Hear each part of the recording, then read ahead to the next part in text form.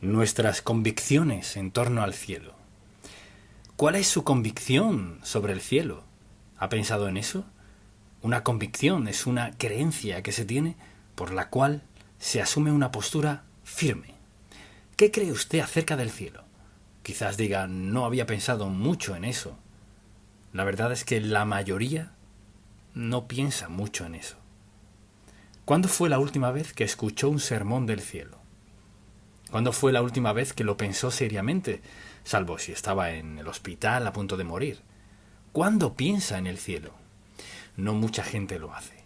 Muchas personas lo ignoran por completo, y la mayoría de la gente tiene una idea antibíblica de cómo será el cielo. Quizás alguien diga, bueno, no tengo una convicción respecto a algo de lo cual no sé mucho.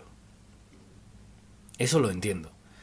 Bien, el fin de este mensaje es darle una introducción del cielo. No es una explicación completa de lo que es.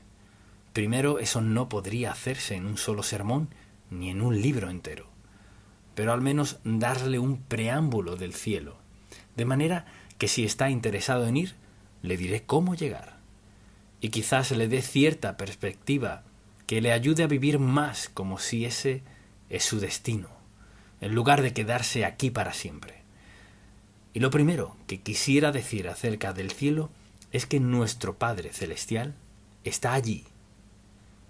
Y es interesante que en Mateo, en el Sermón del Monte, notamos que Jesús habló del Padre Celestial y lo mencionó 6 veces en las bienaventuranzas.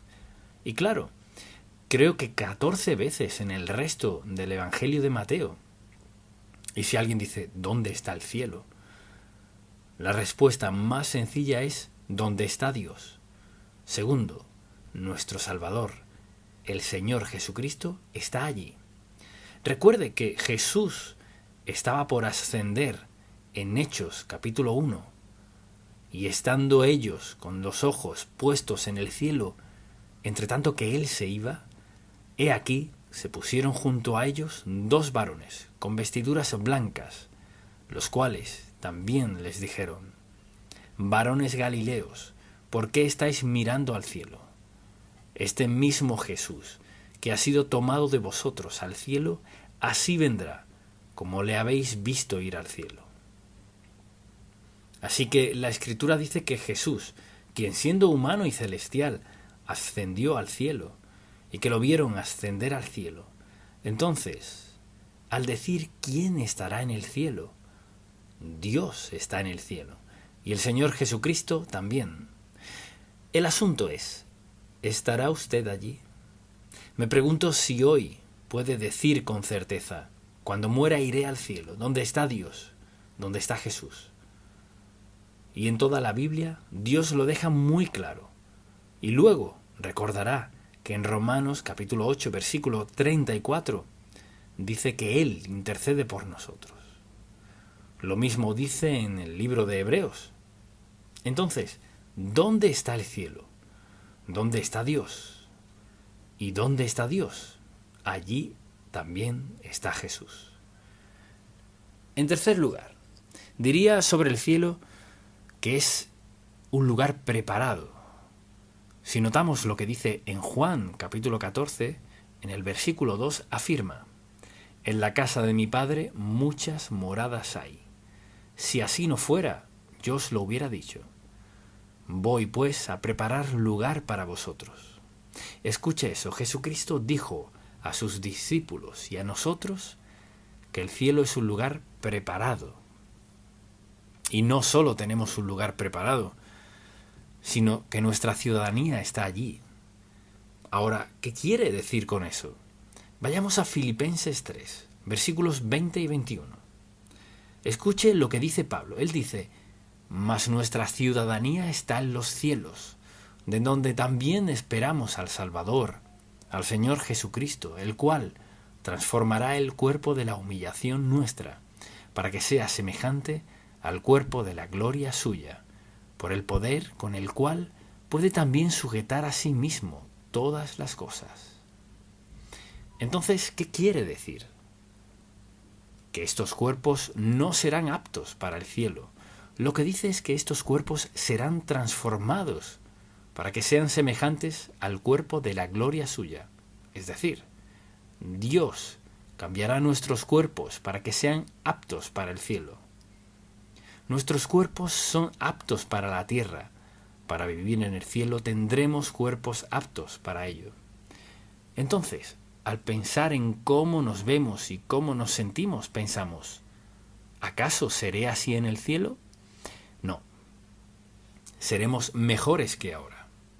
Tendremos un cuerpo tan transformado que encajará perfectamente en el cielo que Él nos ha preparado.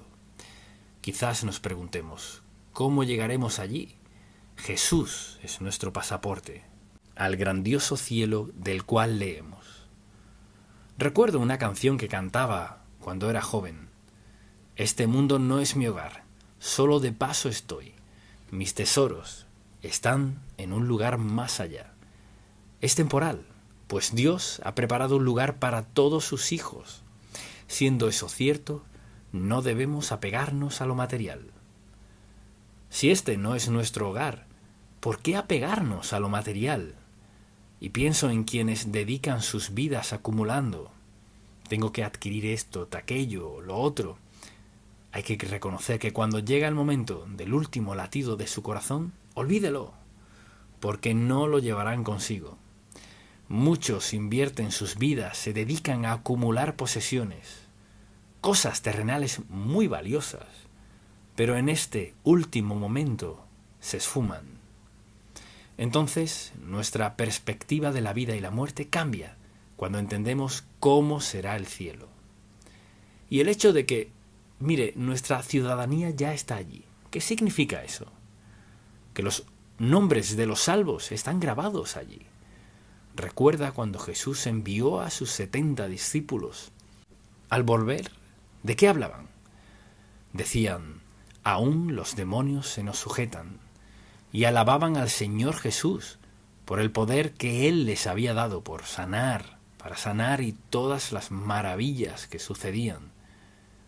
Y recuerda lo que dijo Jesús después de que dieron su testimonio de todo lo sucedido. Dijo, se gozan por eso. Eso es bueno. Pero regocijaos de que vuestros nombres están escritos en los cielos. Y recuerdo, hasta el día de hoy, por alguna razón, fui a ver a un señor muchas veces cuando pastoreaba una iglesia pequeña en Danville durante un verano. Había un señor a quienes todos querían. Estaba enfermo por mucho tiempo y no podía levantarse de la cama. Iba a visitarlo quizás 3 veces a la semana. Era un gran hombre, pero perdido. Y recuerdo el día que fue salvo. Conversábamos y aceptó a Cristo como su Salvador. Aún recuerdo por alguna razón que al salir de su patio comencé a cantar este himno. ¿Cuál es el nombre de ese himno? Hay un nuevo nombre en la gloria. Recuerdo cantar ese himno y alabar a Dios, porque había orado por él y orado. Y él lo había rechazado vez tras vez, y por fin aceptó a Cristo como su Salvador. Así que nuestros nombres están allí y la verdad es que espiritualmente ya estamos allí. Ahora vayamos a Efesios, capítulo 2, por un momento, y deseo que veamos este pasaje bíblico, Efesios, capítulo 2. Al decir que espiritualmente ya estamos allí, veamos el versículo 4. Escuchemos lo que nos dice Pablo en el capítulo 2. Pero Dios, que es, fíjese, que es rico en misericordia, no mezquino, rico en misericordia, por su gran amor con que nos amó. O sea, la única forma de llegar allí es por su amor.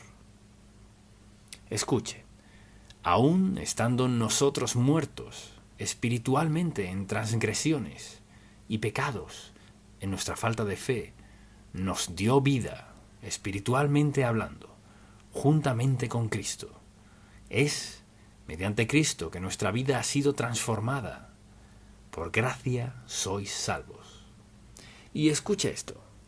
Seguimos aquí abajo ahora, pero dice, y juntamente con Él nos resucitó espiritualmente y asimismo nos hizo sentar en los lugares celestiales con Cristo Jesús, para mostrar en los siglos venideros las abundantes riquezas de su gracia en su bondad para con nosotros en Cristo Jesús.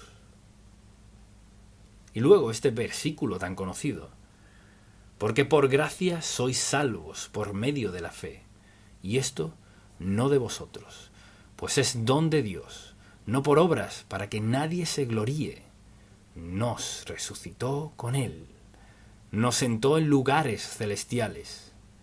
Eso dice aquí. En la mente de Dios nos tiene un lugar. Es como si estuviéramos sentados con Él en lugares celestiales. O sea, una vez que acepta a Cristo como su Salvador, eso es para siempre. Nadie ha perdido la salvación, porque cuando somos salvos, Él nos dice que tenemos esta certeza. Y juntamente con Él nos resucitó, y asimismo nos hizo sentar en los lugares celestiales con Cristo Jesús, para mostrar en los siglos venideros las abundantes riquezas de su gracia en su bondad para con nosotros en Cristo Jesús. Dice, ¿qué ha hecho Dios? Nos ha dado la seguridad eterna con la cual podemos vivir toda la vida. Acepté a Cristo a los 12 años y sentado en lugares celestiales en Cristo Jesús. El problema es que no nos damos cuenta de lo que Dios nos tiene reservado, ni siquiera lo que nos tiene aquí, en nuestra relación con Él. Y esa relación hace que todo lo que Dios declara claramente en su palabra sea realidad. O sea, al uno ser salvo, no es que Dios diga, bueno, un día de estos morirás, sino dice lo siguiente: aun estando nosotros muertos en pecados, nos dio vida juntamente con Cristo. Por gracia sois salvos, y juntamente con Él nos resucitó. Espiritualmente, resucitados en Cristo, y asimismo nos hizo sentar en los lugares celestiales con Cristo Jesús. O sea, en la mente de Dios en realidad es como si ya estuviésemos allí. Como sea que lo vemos, eso significa. Decimos que nuestros nombres están en el libro del Cordero. Es mejor que solo estar inscritos allí. Dice, espiritualmente ya estamos allí. Dios nos ve allí porque nos ve a la luz de nuestra relación con su Hijo Jesús. Así que, en medio de dificultades, al estar decaído, si todo marcha mal, recuerde esto: ¿dónde estoy a los ojos de Dios? Sentado en la presencia del Dios vivo, provista por el mismo Jesucristo, y no hay nada que temer. Entonces, al decir que espiritualmente ya estamos allí, volvamos a Efesios, capítulo 1, porque no nos damos cuenta de lo que tenemos. Vea lo que dice Pablo en esta maravillosa carta a los Efesios. Versículo 13.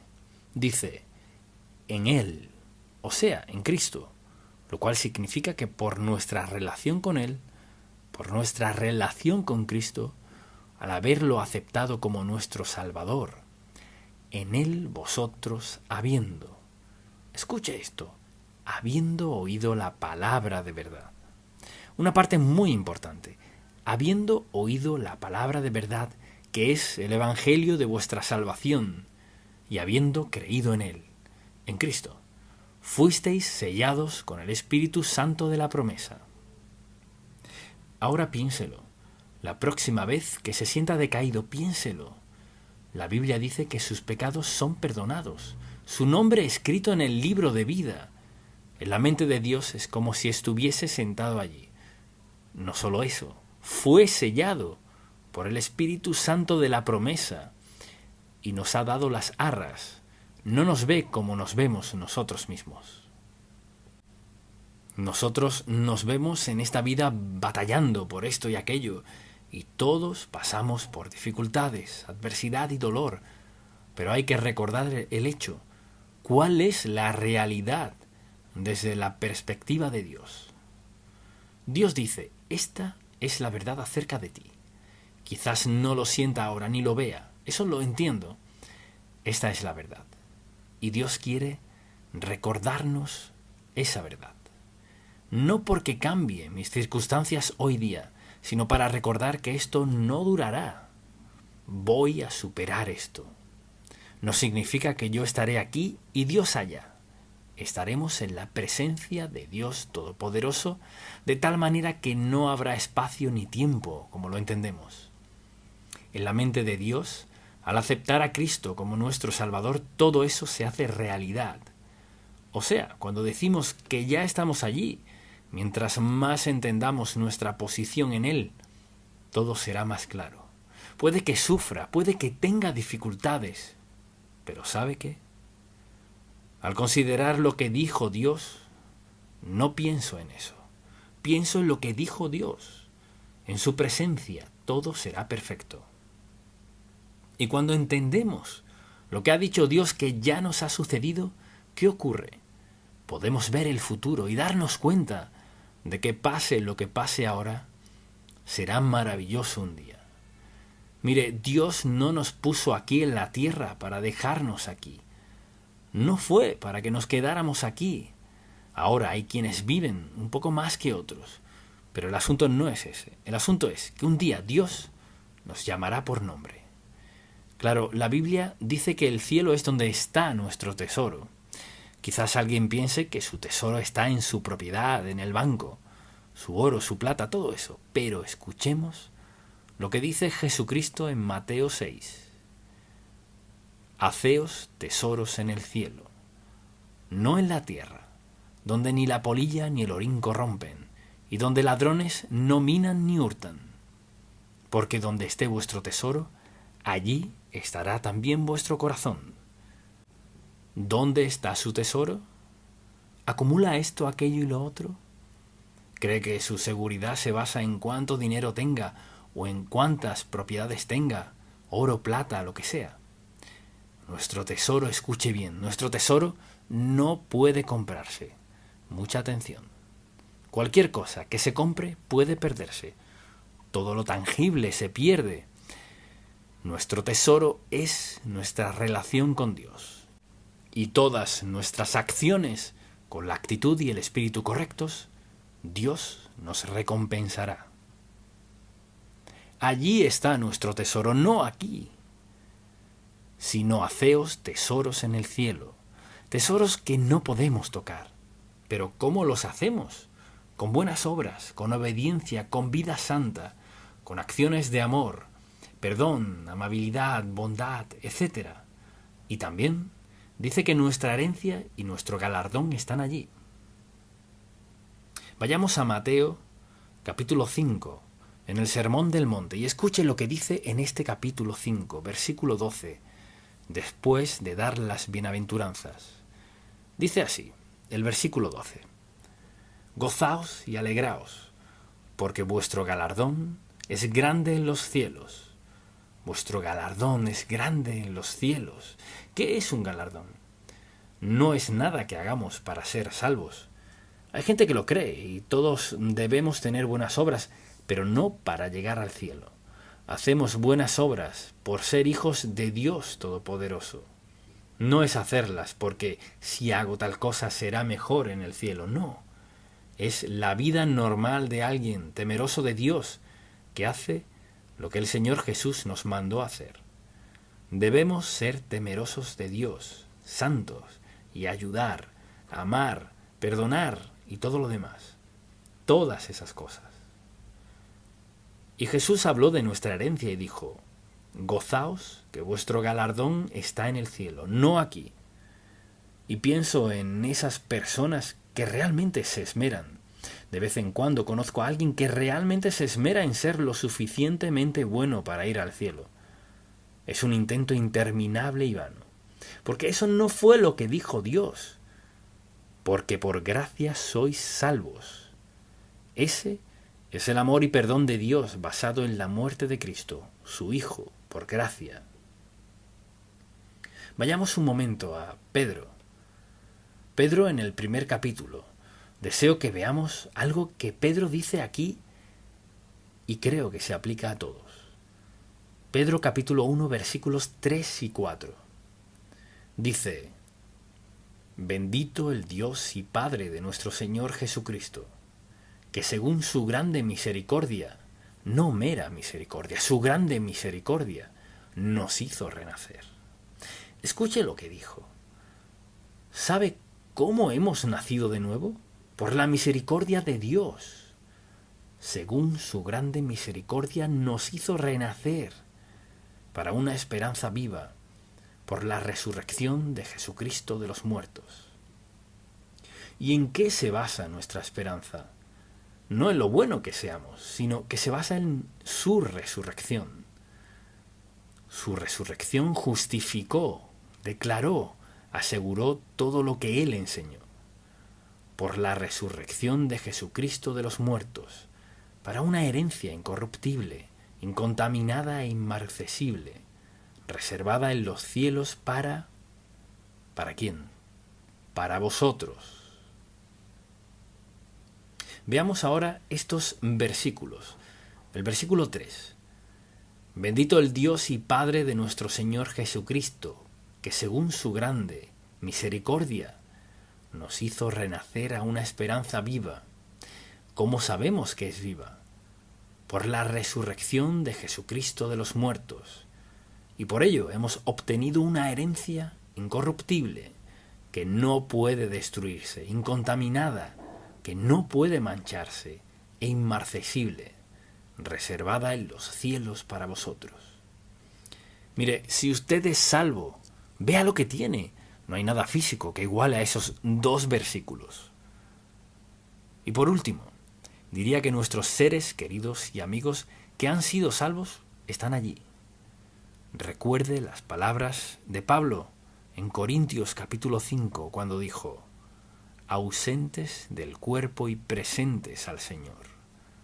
Luego, en Tesalonicenses capítulo 4, veámoslo por un momento, un pasaje muy conocido que a todos nos gusta citar. Y vea lo que dice la Sagrada Escritura en el versículo 13. Tampoco queremos, hermanos, que ignoréis acerca de los que duermen, quienes han fallecido, para que no os entristezcáis como los otros que no tienen esperanza. Porque si creemos que Jesús murió y resucitó, así también traerá Dios con Jesús. Cuando Jesús vuelva a los que durmieron en él, por lo cual nos decimos esto en palabra del Señor, que nosotros que vivimos, que habremos quedado hasta la venida del Señor, no precederemos a los que durmieron, a los que hayan partido antes, porque el Señor mismo, con voz de mando, con voz de arcángel y con trompeta de Dios, descenderá del cielo y los muertos en Cristo resucitarán primero. O sea, los cuerpos de quienes hayan fallecido, luego nosotros, los que vivimos, los que hayamos quedado, seremos arrebatados juntamente con ellos en las nubes para recibir al Señor en el aire. Entonces, ¿qué? Habrá una gran reunión con nuestros seres queridos que han partido antes que nosotros. Jesús dice que cuando Él vuelva, habrá una gran celebración en el cielo. Ahora la pregunta es esta. No tanto qué enseña la Biblia acerca del cielo, sino la pregunta es, ¿irá usted al cielo? Quizás diga, pues, ¿qué tengo que hacer para llegar allí? Solo hay un camino para llegar al cielo. Aceptar a Jesucristo. Creer que Él es el Hijo de Dios, que su muerte pagó por su pecado y que al poner su fe en Él como Salvador y Señor, su nombre está escrito en el libro de vida y todo lo que hemos mencionado sucede instantáneamente, automáticamente. Esa es mi oración por usted. Jesucristo, nuestro sustituto. Que lo crucifiquen. Eso gritaron, en especial los líderes religiosos de esos días. Que lo crucifiquen, pues querían deshacerse de Cristo a cualquier precio, y la crucifixión era la peor clase de muerte. De hecho, fue herencia de los bárbaros siglos atrás. Luego los persas, luego los griegos, luego los romanos. quienes la perfeccionaron para que la persona sufriera durante más tiempo sin morir. Y pues decir sobre Cristo, el perfecto Hijo de Dios, que lo crucifiquen, sería la peor clase de proclamación que podrían gritarle. ¿Pero por qué hacían eso?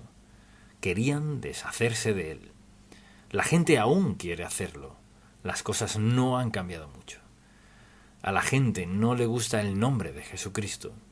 Y a quienes no les gusta, lo dan a conocer. Quienes sí lo amamos, lo damos a conocer también. Y cuando miramos la Biblia, descubrimos quiénes estaban detrás de esto. Eran los líderes religiosos de esos días. Pues él interfería con su sistema religioso, es decir, él no enseñaba lo mismo que ellos, y estaban perdiendo el control. Y la única forma de deshacerse de él era indicar que gritaran, que lo crucifiquen. Y al ver este pasaje de la Biblia, vayamos por favor a 1 de Corintios capítulo 1. Y comencemos con el versículo 18. Pues Pablo aquí describe de qué se trata esto. Y dice, por ejemplo, desde el versículo 18, porque la palabra de la cruz es locura a los que se pierden, pero a los que se salvan es poder de Dios. Es decir, la gente perdida cree que eso es absurdo. Pues está escrito, destruiré la sabiduría de los sabios y desecharé el entendimiento de los entendidos. ¿Y dónde está el sabio? ¿No ha enloquecido Dios la sabiduría del mundo? Pues ya que en la sabiduría de Dios el mundo no conoció a Dios. Mediante la sabiduría agradó a Dios salvar a los creyentes por la locura de la predicación. Porque los judíos piden señales y los griegos buscan sabiduría, pero nosotros predicamos a Cristo crucificado, para los judíos ciertamente tropezadero, y para los gentiles locura, mas para los llamados, así judíos como griegos, Cristo, poder de Dios y sabiduría de Dios. ¿Quién era él? No era solo un predicador, era algo más. No solo un tipo itinerante que llegó. Eso piensa el mundo, que era un maestro más. Pero la Biblia nos dice que es mucho más que eso. ¿Quién era este hombre con esa idea de nueva vida? Alentaba a la gente, por ejemplo, en el Imperio Romano, a amarse unos a otros, que era algo radical. Amar a los demás, perdonarse unos a otros. No, tú no amas a tus enemigos, los destruyes, los matas a ser posible.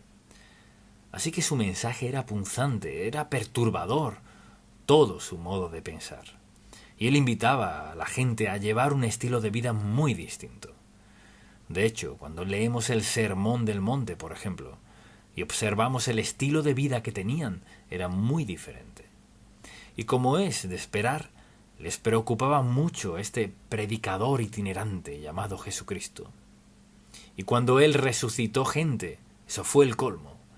Nadie puede resucitar, es imposible resucitar.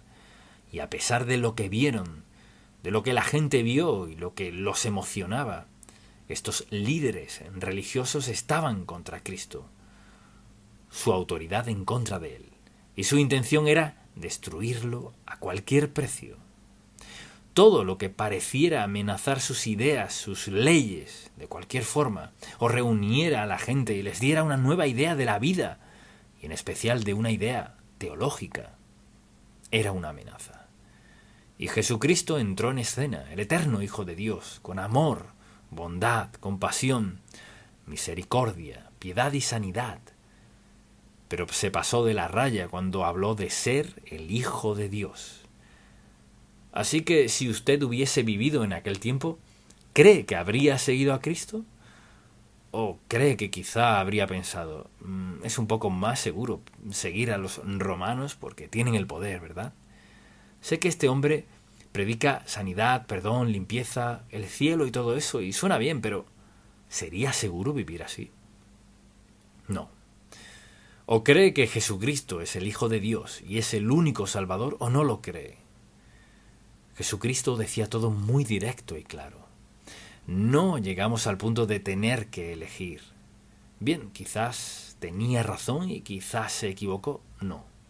Cristo es el unigénito del Padre, el Hijo de Dios, nacido de una virgen, profetizado por Isaías y los profetas, quien liberaría a la humanidad de pecado, desobediencia y rebeldía.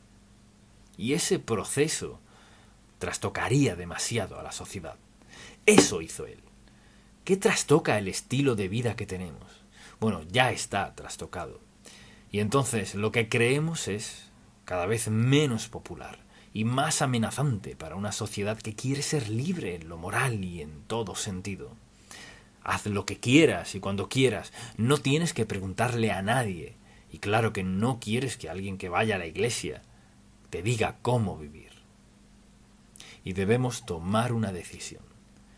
¿Seré fiel a Jesucristo, el Hijo de Dios? ¿Creeré en lo que enseñó o seguiré al mundo?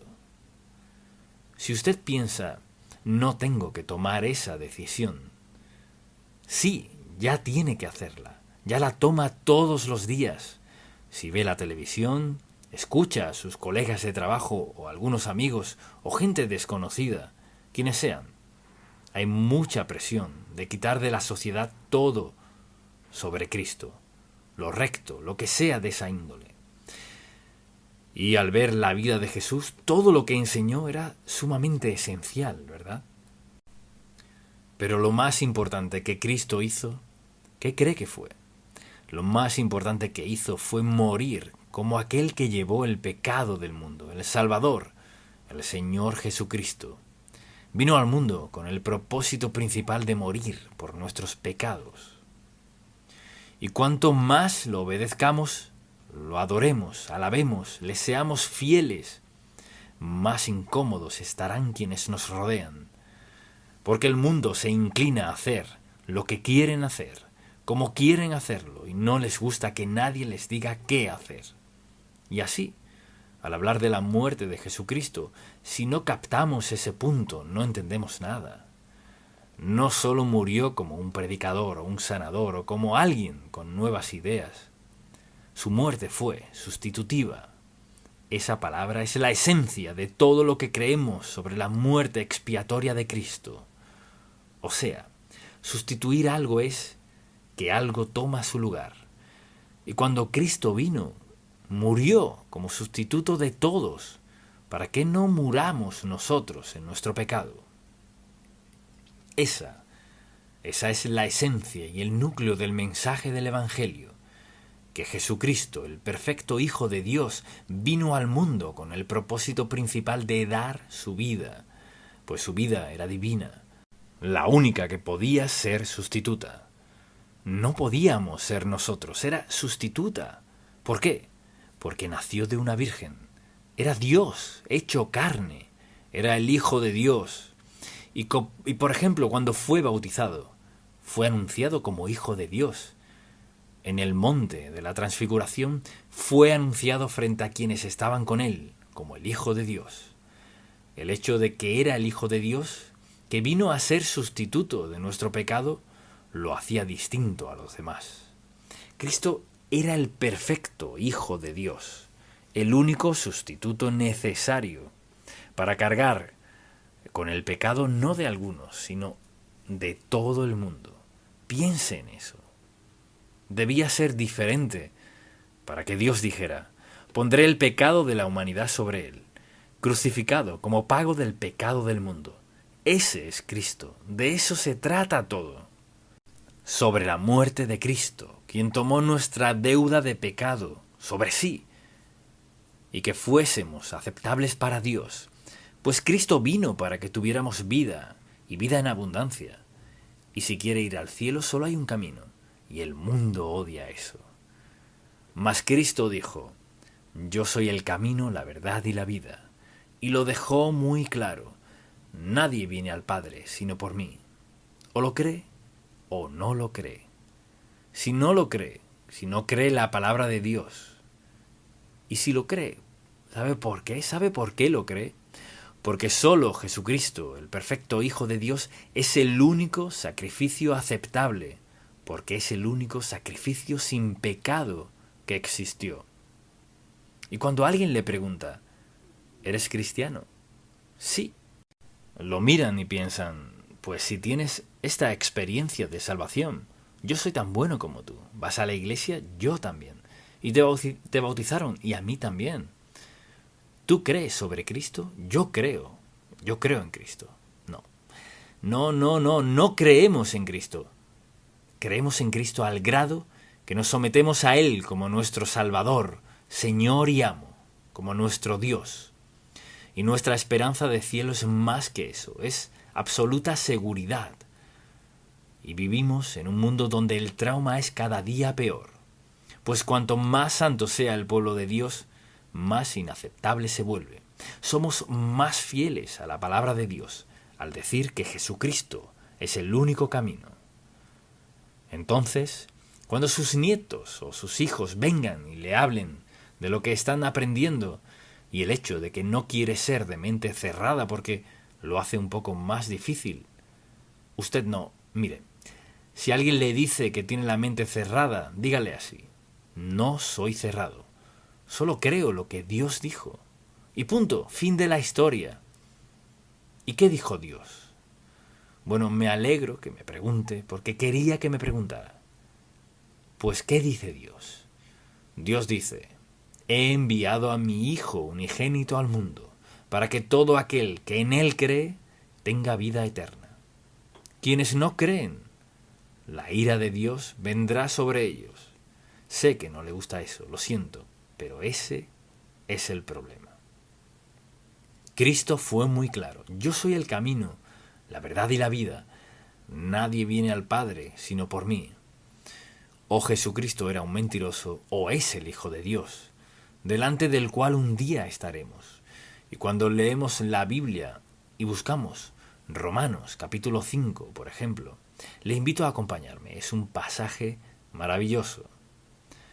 Veamos el capítulo 5. La Biblia dice en el versículo 6: porque Cristo, cuando aún éramos débiles, a su tiempo, el tiempo de Dios, murió por los impíos.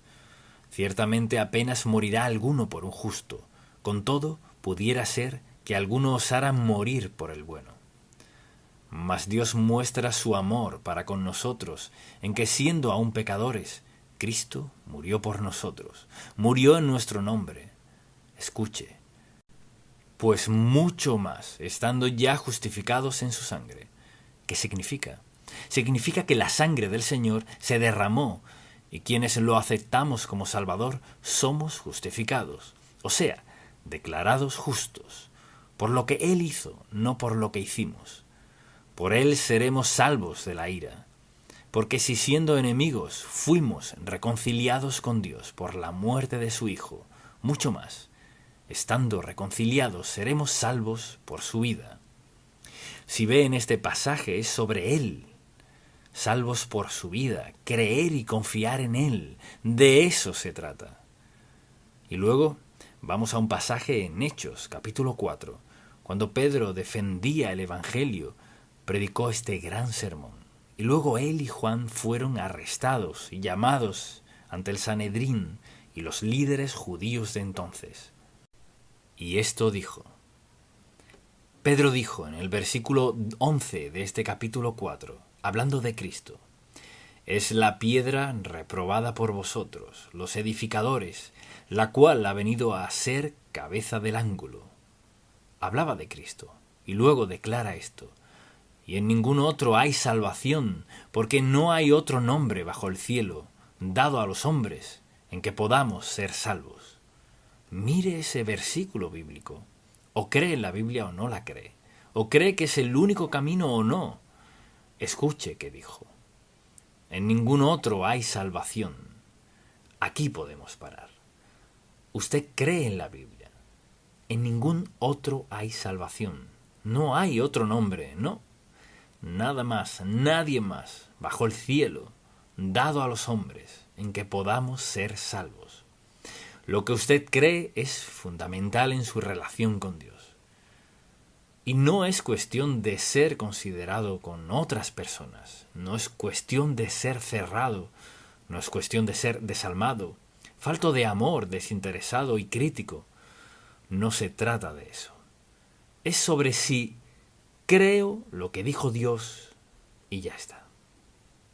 Y al leer estos versículos, donde Pedro y Juan defendían el Evangelio, escuche lo que dijo. Y esto fue ante el Sanedrín y toda la gente que se preparaba para seguirlo. En ningún otro hay salvación, porque no hay otro nombre bajo el cielo, dado a los hombres, en que podamos ser salvos. O lo cree o no lo cree, y puede esperar que lo critiquen, y no debemos avergonzarnos del testimonio del Evangelio de Cristo. Piense en eso, piénselo. ¿Deja Dios claro en su palabra cómo ser salvos? Sí, la respuesta es sí. ¿Deja claro en su palabra que quienes están dispuestos a confiar en Él como su Salvador serán salvos? Así es.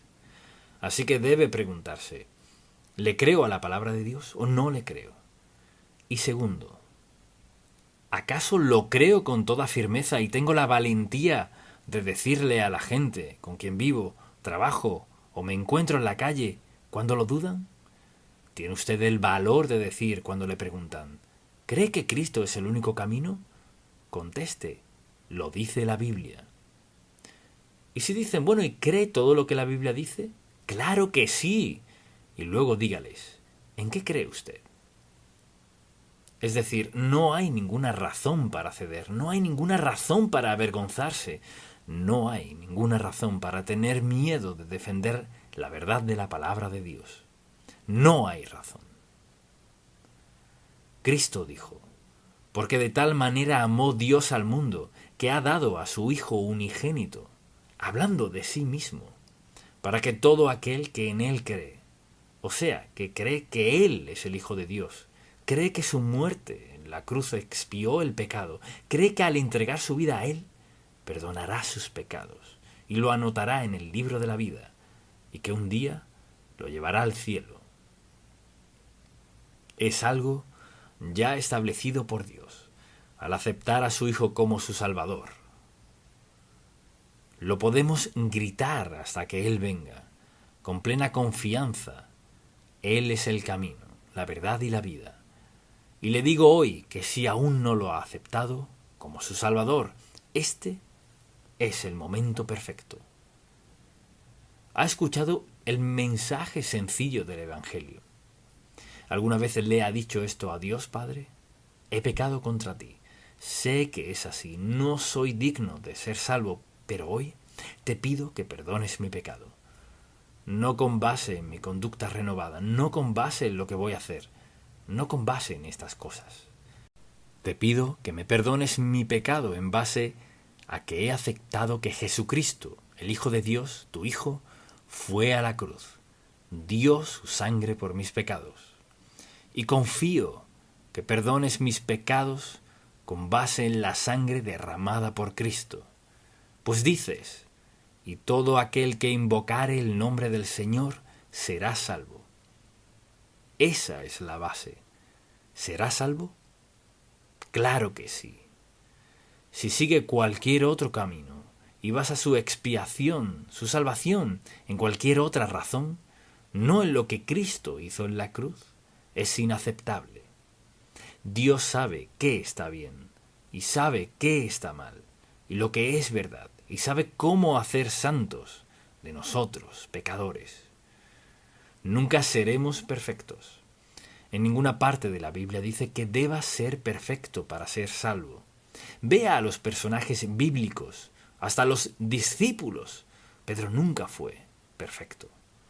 Ninguno afirmó ser perfecto. Afirmaron ser ejemplos de la gracia, misericordia y amor de Dios. Piense en eso. Tenemos el más grande mensaje que el mundo escuchará. Tenemos un Padre en el cielo que amó tanto a los pecadores que envió a su Hijo unigénito al mundo a la peor muerte que una persona puede tener. Derramó su sangre, fue aceptado por el Padre y expió nuestros pecados y nos anotó en el libro de la vida y nos dio el cielo por hogar. Así es Dios. No podemos jactarnos. Todos estamos en el mismo nivel en lo que respecta a ser cristianos, seguidores del Señor Jesús. Pero todos los que vamos al cielo, vamos por la gracia de Dios, por la sangre de Jesucristo. Yo soy el camino, la verdad y la vida.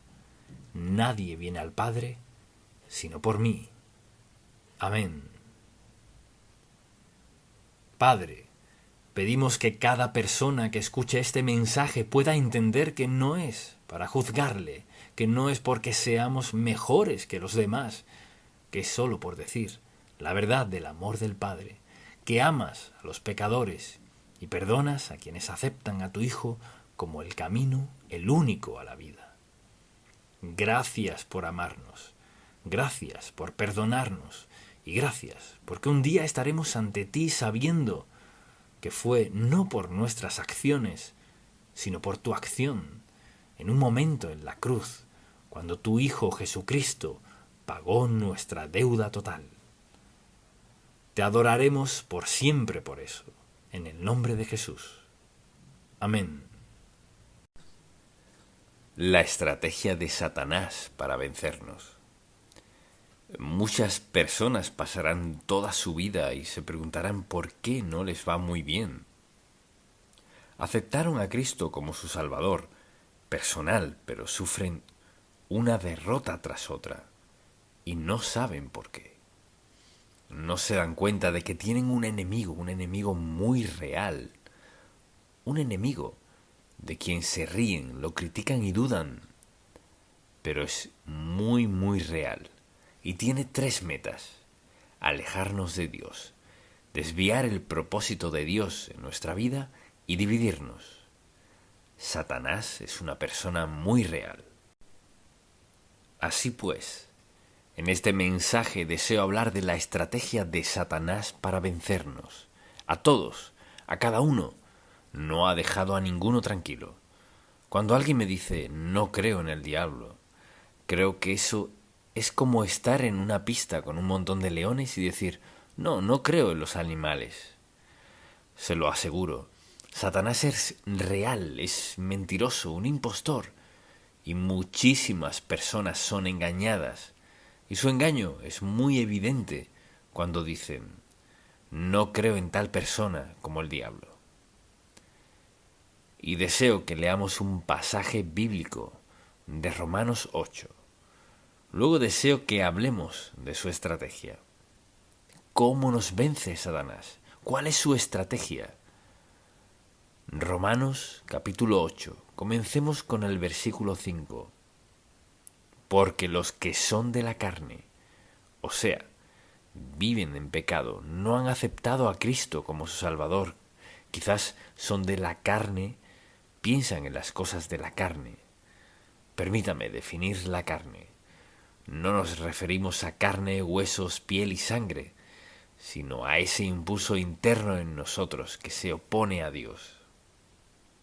Hay algo en cada uno de nosotros que se opone a Dios, y Pablo lo llamó la carne, porque los que son de la carne piensan en las cosas de la carne, pero los que son del Espíritu, o sea, tenemos al Espíritu Santo en nosotros, confiamos en Él, en las cosas del Espíritu, porque al ocuparse, y recuerde, la mente es el espacio y el campo de batalla del diablo.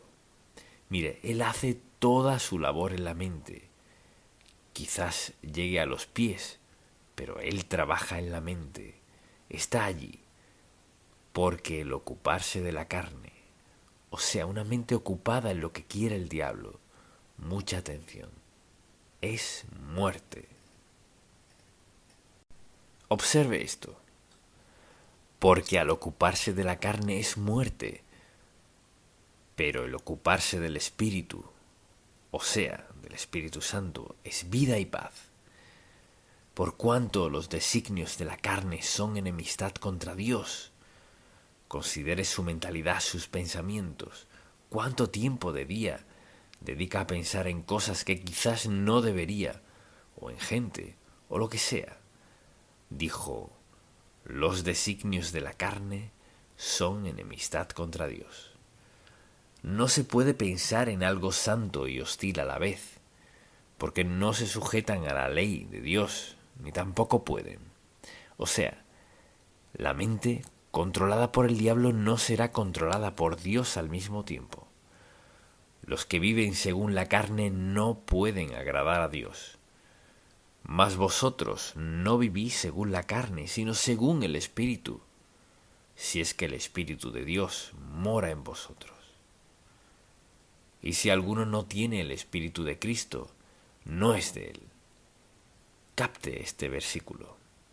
Y si alguno no tiene el Espíritu de Cristo, morando en ellos, no es de él. Así que, al preguntarle a alguien, ¿es cristiano?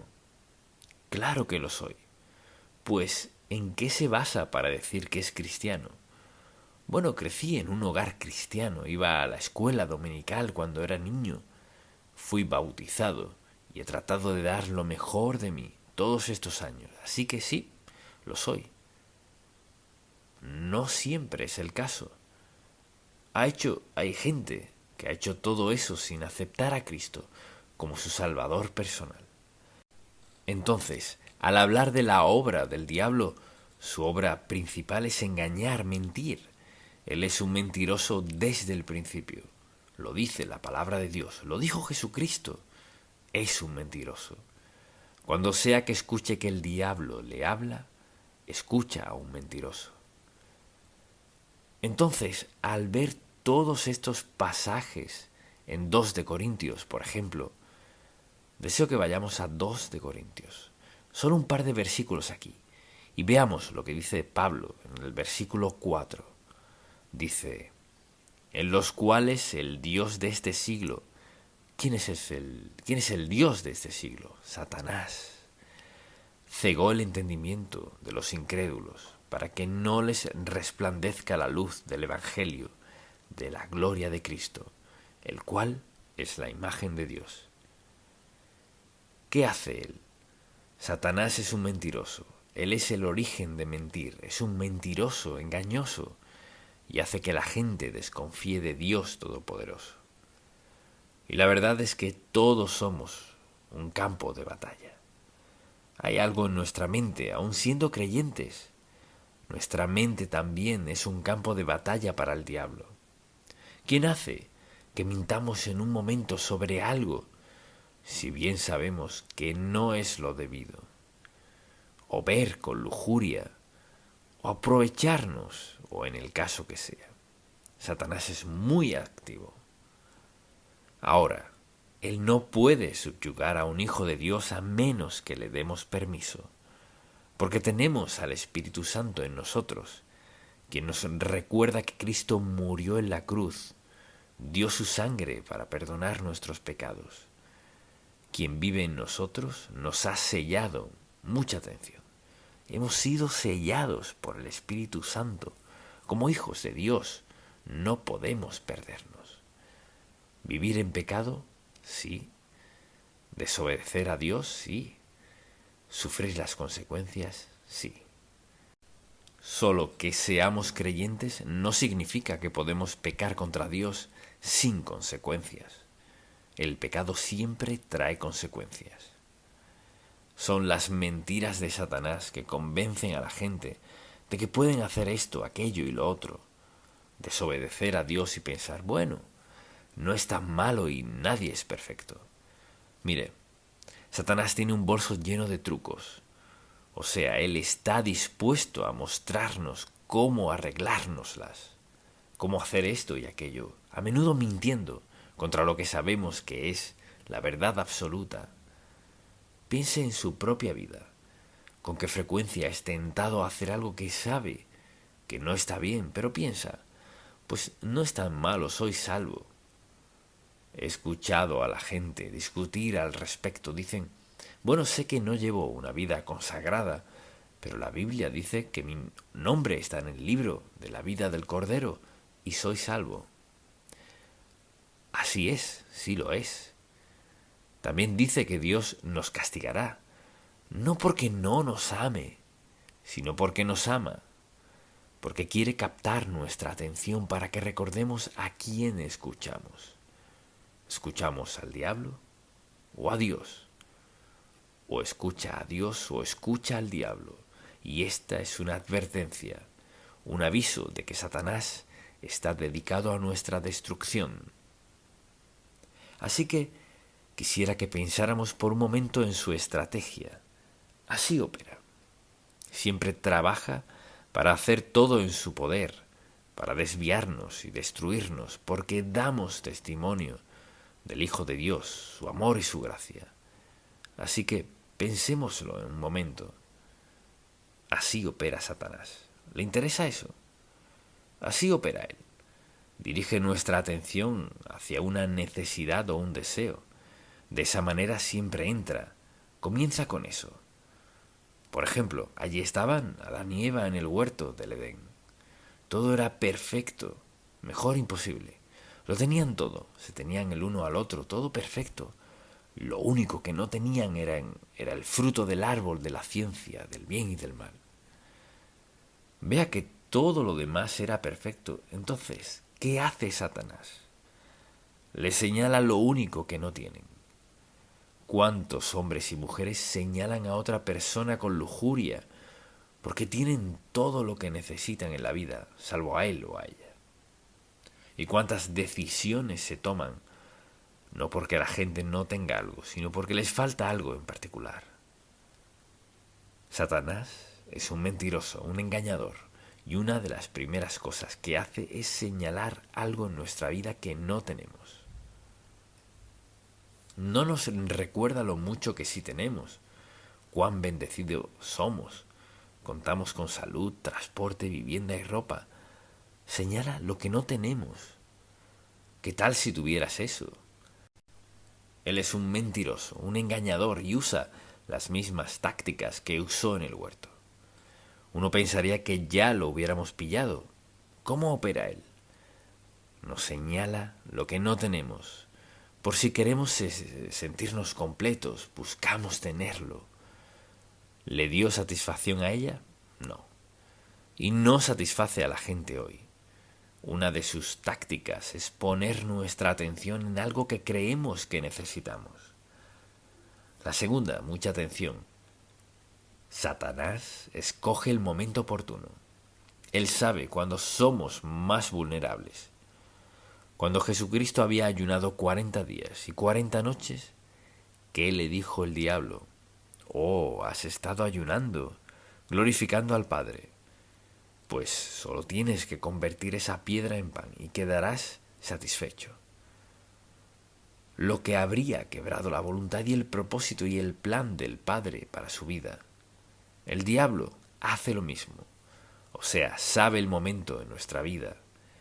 Entonces, al estar hambrientos, enojados, solos o cansados, somos más vulnerables. Hambrientos, enojados, solos, cansados. Piénselo. Alto, recuerde esto, alto. Si comienza a sentirse hambriento, enojado, solo o cansado, alto. Deténgase a pensar. Ahora soy más vulnerable a un ataque satánico. ¿Captó eso? Un ataque satánico es un ataque de Satanás en uno de esos aspectos de su vida en el cual es más vulnerable. Cuando tiene hambre, ¿cómo se siente? Cuando se enoja, ¿cómo se siente? Cuando está solo, ¿cómo se siente? Y cuando está cansado y exhausto. Somos lo más vulnerable, y ahí es cuando Satanás atacará. Él sabe justo cuándo y cómo atacarnos. Conoce nuestros puntos más débiles. Todos tenemos al menos una debilidad. Así opera él. Lo tercero que hace es crear duda en nuestra mente. Este libro, desde el Génesis hasta el Apocalipsis, es la palabra del Dios vivo. Todo es verdad. No parte verdad. Toda la verdad. El diablo nos atacará en esos aspectos, en los que somos más débiles, y creará duda en nuestra mente. Esa es su táctica, crear duda en nuestra mente. Entonces, si yo le preguntara, ¿cree usted la palabra de Dios? ¿Qué diría? Pues, ¿la cree toda? O sea, ¿cree toda la palabra de Dios? ¿Qué de esto? Mi Dios suplirá todo lo que les falta conforme a sus riquezas en gloria en Cristo Jesús. ¿Cree eso? Bueno, ¿por qué peca? Para suplir sus necesidades. Mire, el diablo es un mentiroso, es un engañador, le engañará, le jugará sucio como pueda para que lo siga a él y no a Cristo. Entonces, si puede crear duda en nuestra mente respecto a la palabra de Dios, esa es una duda peligrosa. Si puede crear duda en nuestra mente respecto a la palabra de Dios, no tendrá solo un pie en nuestra vida, sino toda una atadura y un firme apretón. Así opera Satanás. Obra en nuestros deseos, en nuestros puntos más vulnerables. Crea duda en nuestra mente. Y le encanta esto. Quiere que caigamos en discusiones. Y discutir con él es desastroso. Cristo dijo, está escrito, está escrito, está escrito. Eso es lo que ha dicho el Padre. Cuando alguien quiere debatir con usted sobre lo que es bueno y lo que es malo, solo déles la palabra de Dios. Quizás digan, no conozco la palabra de Dios. Por eso debe leerla. No basta venir solo a la iglesia y escuchar un sermón de vez en cuando y creerse apto para confrontar al diablo. Mire, no somos aptos para confrontar al diablo sin que sepamos la palabra de Dios. No quiere decir que tengamos que sabérnosla toda. Pero mire, podemos confrontar al diablo si sabemos lo básico. No hagas. Y cuando comenzamos a tratar de razonar, no hagas, es decir, bueno, no deberías.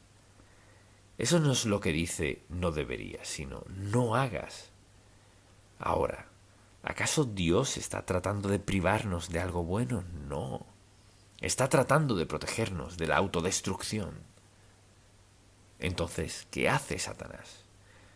Quiere que caigamos en discusiones y Cristo solo dijo, escrito está. Eso lo resuelve. Esto es lo que dijo el Padre. Además, Satanás usa el engaño como su arma clave. Si puede engañarnos sobre lo que sea, nos tiene. Piénselo, engañar solo significa confundir para hacer que algo parezca lo que en realidad no es. Jesucristo dijo que Satanás es un engañador y así opera. Nos engaña para que lo malo parezca bueno. Mentir no es tan malo o narrar una historia. Hay muchas formas en las que Satanás trata de engañarnos y sabe cuándo somos más vulnerables en cualquier aspecto de la vida en el cual decida atacarnos. Además, quiere crear división. En donde sea que se elimine la palabra de Dios, habrá división y conflicto, desconfianza y falta de fe. La palabra de Dios nos armoniza. Conocemos la verdad, la distinguimos del error, de la mentira. Queremos seguir a Dios. Eso nos da armonía, paz y gozo. No necesitamos tener todo lo que quisiéramos en la vida. Satanás dirá, pues no estás completo sin esto, aquello y lo otro.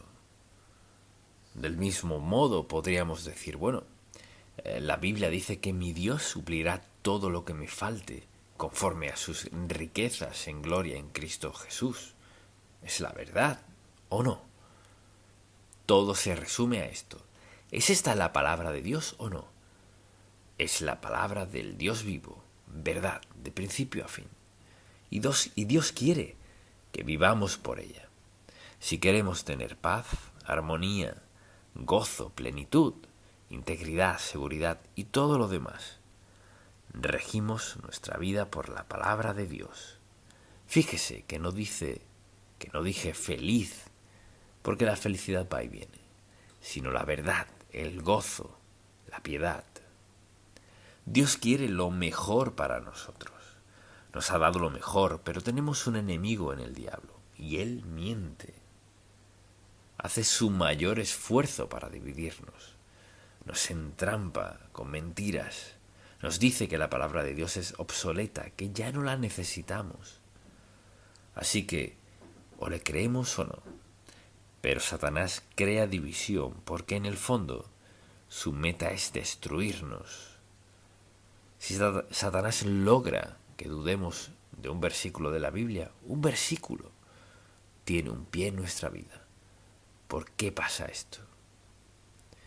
Si logra que dudemos, preste mucha atención.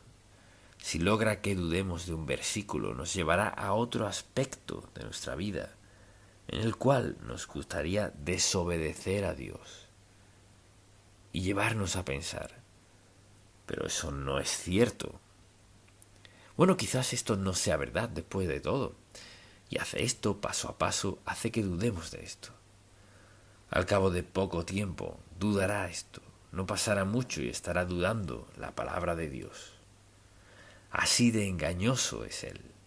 Es un mentiroso, un engañador, y lo único que quiere es que dudemos de la palabra de Dios. Y si dudamos un poquito de su palabra, ¿dudaremos más?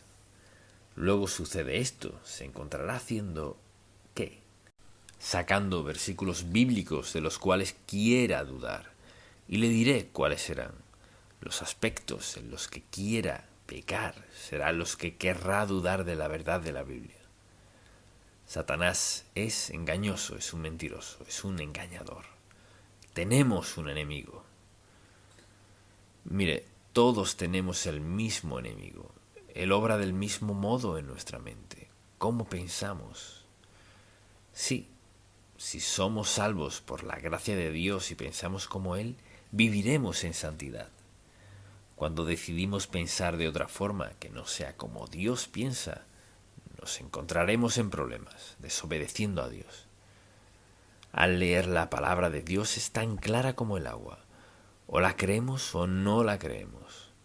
Si no la creemos, debemos asumir la responsabilidad por no creer todas las grandes y maravillosas promesas de Dios en la Biblia.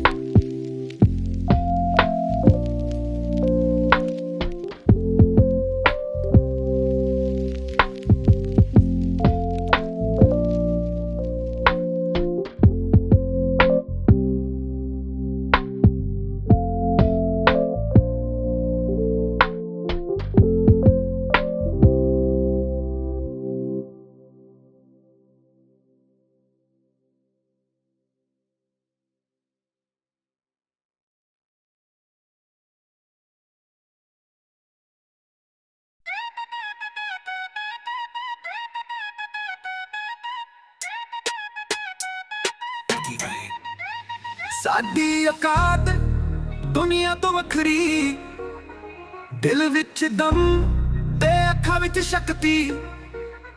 ਜਿੱਥੇ ਵੀ ਲੰਘੇ ਛੱਡ ਦੇ ਰੌਣਕ, ਪੰਗਾ ਲੈ ਕੇ ਵੇਖ ਕਰਦੇ ਸਭ ਨੂੰ ਸ਼ੌਕ। ਸਾਡੀ ਔਕਾਤ ਸਾਡੇ ਨਾਮ ਦਾ ਰਾਜ, ਚੱਲਦੇ ਜਿਹੜੇ ਵੀ ਬਣ ਜਾਵੇ ਅੰਦਾਜ਼। ਗੱਲਾਂ ਵੀ ਸਾਡੀ ਜ਼ਮੀਨ ਤੋਂ ਹਾਈ, ਸਾਡੀ ਔਕਾਤ ਕੋਈ ਨਾ ਕਰਦੇ ਟਰਾਈ। ਸ਼ਹਿਰ ਦੇ ਵਿੱਚ ਵੀ ਸਾਡੀਆਂ ਗੱਲਾਂ ਮਸ਼ਹੂਰ, ਸਾਡੀ ਚੱਲ ਚੱਲਦੀ ਜਿਵੇਂ ਹਵਾ ਦੀ ਧੂੜ। ਦਿਲ ਵੀ ਰੱਖਦੇ ਸਾਫ਼ ਤੇ ਬੜਾ, ਪਰ ਪੰਗਾ ਲਿਆ ਤਾਂ ਕਰਦੇ ਜੱਡਾ। ਸਾਡੀ ਔਕਾਤ ਸਾਡੇ ਨਾਮ ਦਾ ਰਾਜ, ਚੱਲਦੇ ਜਿਹੜੇ ਵੀ ਬਣ ਜਾਵੇ ਅੰਦਾਜ਼। ਗੱਲਾਂ ਵੀ ਸਾਡੀ ਜ਼ਮੀਨ ਤੋਂ ਹਾਈ, ਸਾਡੀ ਔਕਾਤ ਕੋਈ ਨਾ ਕਰਦੇ ਟਰਾਈ।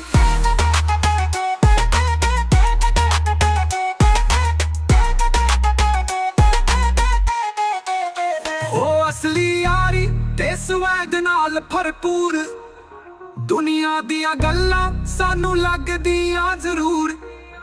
ਜਿੱਥੋਂ ਵੀ ਗੁਜ਼ਰੀਏ ਬਣ ਜਾਵੇ ਬਾਤ, ਸਾਡੀ ਔਕਾਤ ਦੁਨੀਆ ਵੀ ਕਰਦੇ ਸਲਾਮ।